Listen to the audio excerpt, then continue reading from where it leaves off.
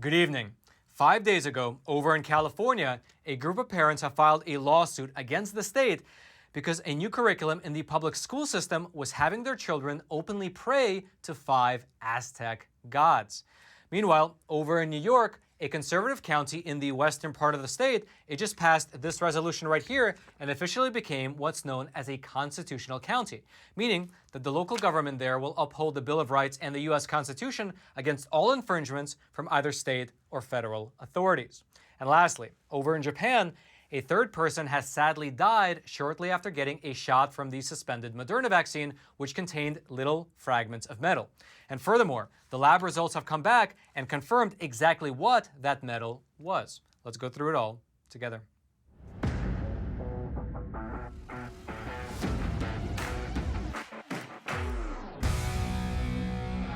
This is your daily Facts Matter update, and I'm your host, Roman from the Epoch Times. And now let's begin today's discussion over in New York. But actually, just before we do, as a quick aside, we've been publishing an awesome series called The Dark Origins of Communism. It explores the theoretical underpinnings of this ideology, as well as how its tentacles have reached into almost every facet of America's society and societies around the world. If you want to check out that awesome documentary series, you can go on over to epochtv.com/factsmatter, sign up and watch it anytime. And now let's move on over to New York. Lawmakers over in Cattaraugus County, which is a conservative county in the western part of the state, they have just unanimously voted to become a constitutional sanctuary. What that means is that they will protect the rights which are enshrined in both the U.S. Constitution as well as in the Bill of Rights from all infringements by either state or federal authorities.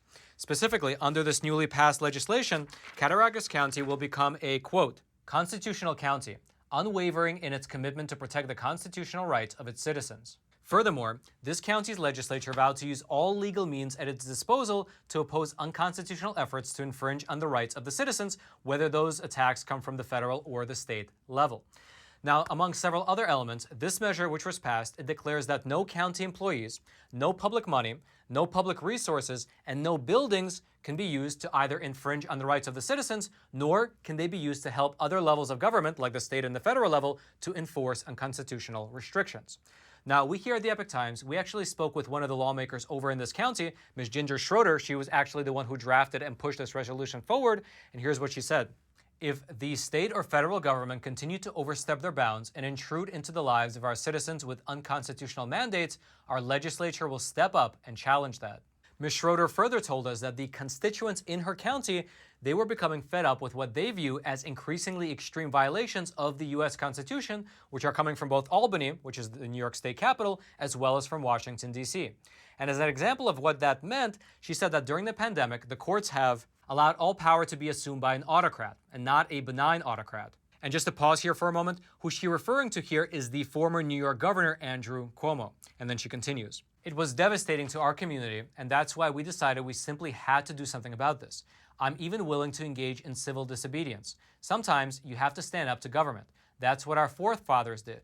If there's an unconstitutional mandate that comes down, I may choose not to comply with that, and I've encouraged others to do so as well. Now, according to multiple lawmakers from this county that we here at the Epoch Times had a chance to speak with, they said that the concern of escalating infringements on gun rights specifically were a primary motive behind this measure. In fact, if you look at the resolution itself, it makes that point pretty crystal clear. That it says here, quote, the Cattaraugus County Legislature wishes to express its profound commitment to the rights of all citizens of Cattaraugus County to keep and bear arms and proclaim that it is determined to stand as a constitutional county that recognizes, respects, and upholds Second Amendment rights. Additionally, the lawmaker said that they vow to, quote, use all legal means at its disposal to oppose any efforts to unconstitutionally restrict such rights in order to assure that its citizens will be able to keep and bear arms and use the same in defense of life, liberty, and property, whether in a well-regulated militia or individually. Now, while the Second Amendment was obviously a key motivator behind this move, according to Ms. Schroeder, it was one of many factors. During our interview, she said that the eviction moratorium, which stopped homeowners from being able to evict tenants who weren't paying their rent, as well as vaccine mandates, limits on the freedom of speech, limits on freedom of assembly, among many other infringements, were behind this move. In fact, here's how she summed it all up. We are headed toward very dark times, and that was all in the backdrop in my thinking about what we as legislators need to do. Now, this county in New York is not the only one in the entire country which has taken this approach. As we discussed back in June of this year, so just a few months ago, there were 2 counties over in Nevada which likewise declared themselves as being constitutional counties, wherein any effort to infringe on the constitutional rights of their citizens will be treated as criminal activity, even if it's done by either state or federal officials. Over in Nevada, by the way, the 2 counties which unanimously voted to become constitutional were Elko and Lander counties. And according to the resolutions that they passed, it essentially says that the local governments of these 2 counties, which includes the commissioners as well as the sheriffs, they will stand against unconstitutional acts by both the state and federal authorities. Now, in terms of what constitutional rights they are specifically referring to here, well, here's part of what the Nevada resolution says, quote, "The people of these United States are and have a right to be free and independent, and these rights are derived from the law and nature's God. As such, they must be free from infringements on the right to keep and bear arms, unreasonable searches and seizures, capricious detainments, and every other natural right, whether enumerated or not, pursuant to the 9th Amendment." They further went on to essentially bring their county back to first principles and say that they deny any government structure which supersedes either the Bill of Rights or the U.S. Constitution. Here's what the resolution says on this front. Quote, "We maintain that no agency established by the U.S. Congress can develop its own policies or regulations which supersede the Bill of Rights or the Constitution, nor does the executive branch have the power to make law, overturn law, or set aside law." And then, at the end of this resolution, these 2 Nevada governments, these 2 Nevada county governments, they became the first in the nation to officially join an organization called the Constitutional Sheriffs and Peace Officers Association. Now, this is a national organization that's made up of sheriffs and law enforcement officers from across the country who are dedicated to upholding their oaths as well as the U.S. Constitution. And across the country, there are many, many sheriffs as well as many police officers who are members of this group. But before this resolution in Nevada was passed, never before had a county ever requested to join. These 2 counties in Nevada were in fact the first. And here's a statement from the founder of this group. "This is the peaceful and effective solution millions of Americans have been praying for to take back America county by county and state by state. These public officials are actually doing something that has been lost in political correctness for a very long time. They are courageously keeping their oaths of office to uphold, defend, and preserve the Constitution of the United States and the Constitution of Nevada." And it looks like this movement is expanding, with this county in New York now joining the 2 counties over in Nevada. Now, thus far, it's not exactly clear how these resolutions would actually play out in practice, how a constitutional county would act if and when a federal authority would come in and attempt to exert influence over their citizens. Well, we'll just have to wait and see when such an incursion occurs. Regardless, if you'd like to read more about this county over in New York, or more broadly about the concept of constitutional counties in general, I'll throw those links into the description box below this video for you to check out. And now, before we move on over and discuss how a 3rd person over in Japan has died after getting a shot from the suspended Moderna vaccine, which contained tiny fragments of metal, I would like to take a quick second and introduce our sponsor for today's episode, which I will do from the sound booth. That's right, Roman. The sponsor of today's episode is an awesome company called Patriot Supply. And as I mentioned in a previous episode, I was recently down in Louisiana doing some reporting on Hurricane Ida, which obviously hit that state very hard. And what I quickly came to realize down there is that there was no power, no electricity, no gas, and no food within about a 70-mile radius of New Orleans. And so if you lived down there and you didn't have any food at home, your best bet would have been to go to a site that was being run by FEMA or by the National Guard and get government rations. However, when you actually went down there, it would take between an hour and a half to 3 hours to get just a single day's worth of food. And so what I quickly realized is that the time to prepare for an emergency is right now, not when everybody else and their dog is scrambling for supplies. And Patriot Supply is one of the best companies that you can use to actually stay prepared, because not only do they sell food, emergency food, that tastes good and can last in your cupboard for many, many years, but when you go on over to their website, they have a host of items to keep you prepared. These are things like air and water purifiers, power and lighting gear, camping and survival tools. They say that if you can name it, they have it. So go on over to mypatriotsupply.com, check out all their phenomenal items, and give them a shout out for sponsoring our episode, because they obviously are a company that cares about the facts and the truth for sponsoring a show like ours. So My Patriot Supply, thank you so much for sponsoring this episode. The link to them will be down in the description box below. And now, Roman in the studio, back to you. And now let's move on over to Japan. As we already discussed in a previous episode, the Japanese government suspended over 2.3 million doses of the Moderna vaccine over fears of contamination. Specifically, they suspended the doses after tiny pieces of metal were discovered inside of the vaccines. And in that earlier episode, we discussed how, unfortunately, 2 Japanese men who were in their 30s, they took the vaccine, they fell ill, and then they died shortly afterwards. Now back then, Moderna, alongside Takeda Pharmaceuticals, which is their Japanese partner, they released a joint statement saying that, at this time, we do not have any evidence that these deaths are caused by the Moderna COVID-19 vaccine, and it is important to conduct a formal investigation to determine whether there is any connection. However, since that earlier report, there have been 2 developments. First of all, and sadly, according to Japan's health ministry, a 3rd person has died shortly after getting a shot from one of the suspended batches of the Moderna vaccine. According to the officials, this individual, who is 49 years old, he received the 2nd dose of the vaccine back on August 11th, and then sadly he died the very next day. The health ministry noted that his only known health issue was an allergy to buckwheat. Now, like the first 2 men who died, this 3rd Japanese man also experienced a fever shortly after getting his 2nd Moderna shot from this tainted batch, and then he died shortly afterwards. Now, Takeda Pharmaceutical, which is again the Japanese company which distributes the Moderna vaccine within Japan, they released a statement on Tuesday saying that the causes of death are being investigated and that there is no evidence they are linked to the vaccine. Now, besides that, the second development that's worth mentioning in this case is that we now know what those tiny metal fragments were, which were found inside the vaccine doses, which were suspended. According to the official investigation report from Moderna, those vaccine batches contained tiny metal fragments of stainless steel. Here's what this report said on that front. Quote, according to Moderna's independent analysis, the particle has been thoroughly analyzed and is confirmed to be grade 316 stainless steel. Grade 316 is a high grade of stainless steel commonly used in manufacturing and in food processing. Now, this might sound dangerous, but according to this joint statement from both Takeda Pharmaceuticals as well as Moderna, they say that it's not.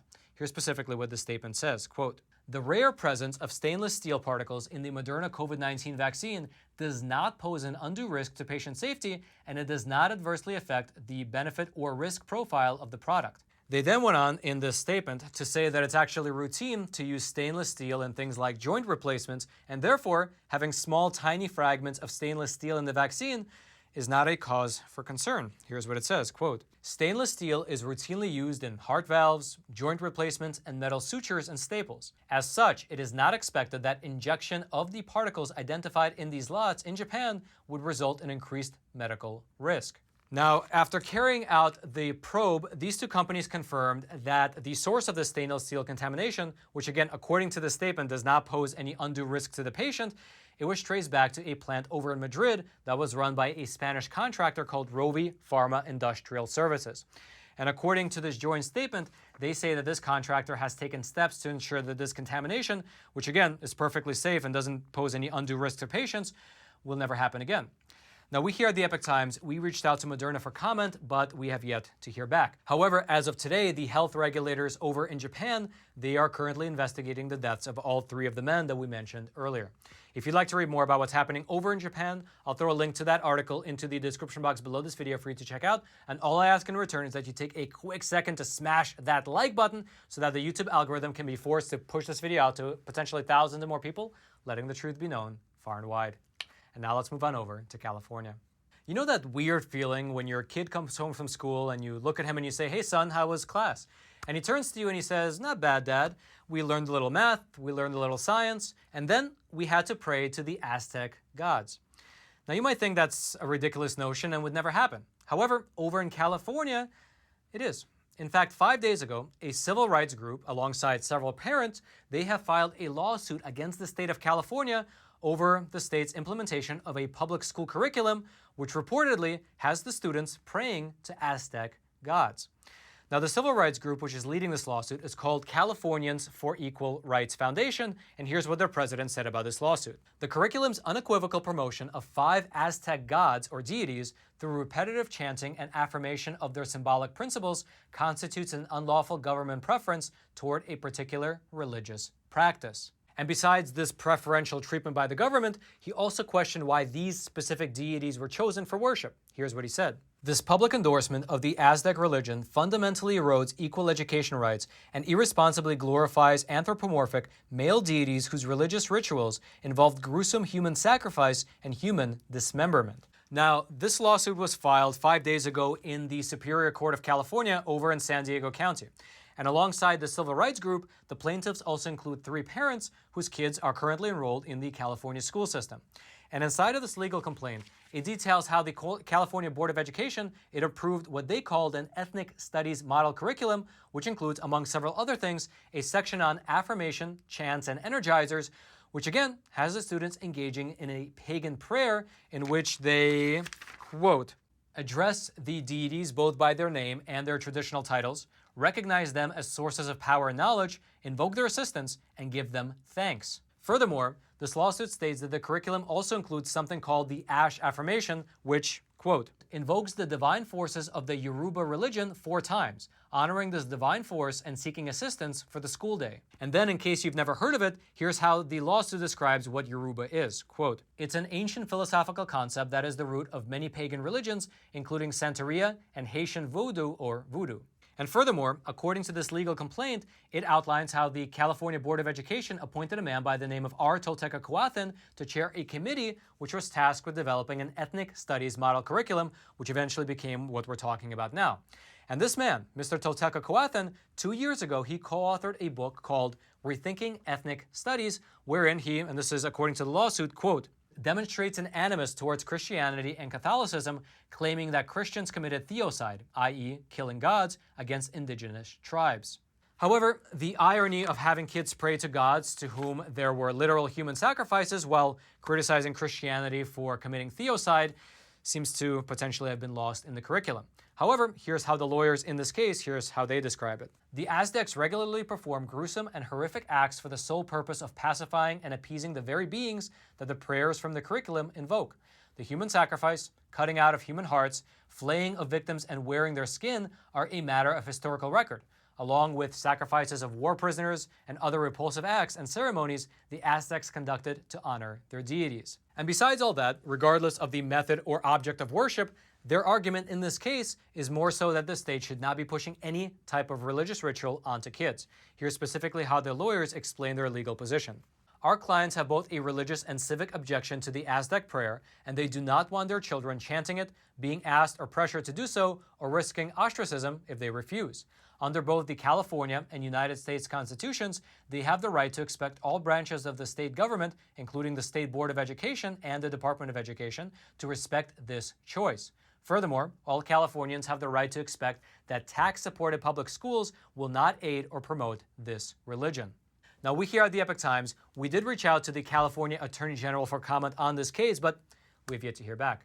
Regardless, if you would like to read more about this creative curriculum out in California, I'll throw a link to that into the description box below this video for you to check out. And now lastly, as we've already mentioned in several previous episodes, on the very same day that Joe Biden was sworn into office, mysteriously, YouTube decided to demonetize our program. We can now no longer run any ads before, during, or after episodes, and the Super Chat feature has mysteriously disappeared. It almost seems like they are trying to snuff out our independent journalism. However, we here at the Epoch Times, we did not take this lying down, and instead we created something very cool. It's called Epoch TV. It's our brand new, no censorship video platform where you can find all of the awesome Epoch Times video programs like The Larry Elder Show, Crossroads with Joshua Phillip, American Thought Leaders, China in Focus, Life and Times, Counterpunch with Trevor Loudon, as well as our show Facts Matter. And on there we publish exclusive content that you will not be finding here on YouTube. And besides all that, by the way, we have awesome documentaries on there as well, like the one that I mentioned earlier in the episode called The Dark Origins of Communism. It is absolutely awesome. I've been watching it, and I would frankly recommend it. If you want to check it out, I'll throw a link to it right there. It'll be at the top of the description box. I hope you click on it. I hope you check it out, and I hope you subscribe and join us on this journey of exploring this beautiful, beautiful world through honest journalism that's based in truth and tradition. Now, lastly, if you haven't already, smash that like button for the YouTube algorithm. Subscribe to this YouTube channel if you haven't already in order to get this type of honest news content delivered directly into your YouTube feed while YouTube still allows it. Also, hit that notification bell so you can actually be notified of any new videos as we publish them. And then lastly, if you have an Instagram account, I would recommend that you follow me at Epoch Times Roman. I publish behind-the-scenes research as well as spicy memes. And then until next time, I'm your host, Roman from the Epoch Times. Stay informed and stay free.